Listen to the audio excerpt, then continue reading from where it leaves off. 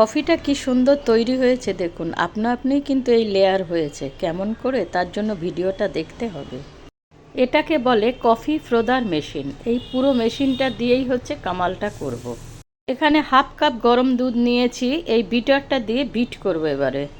এই মেশিনটা দীপাবলিতে আমার মেয়ে আমাকে গিফট করেছে।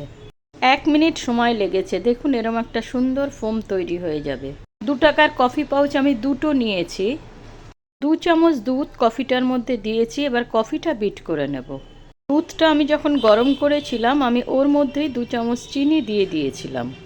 কফির মধ্যে যদি চিনি দিয়ে বিট করেন তো চিনিটা গুঁড়ো করে নেবেন। দেখুন কত সুন্দর কফির ফোমটাও তৈরি হয়ে গেল। আগে এই কাজটা আমি চামচ দিয়ে করতাম, ওই জন্যই মেয়ে এটা গিফট করলো আমাকে।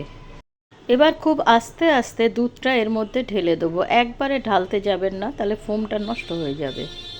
দেখুন কত সুন্দর কফিটা তৈরি হয়ে গেছে। ওয়াও, কেমন লাগলো ভিডিওটা?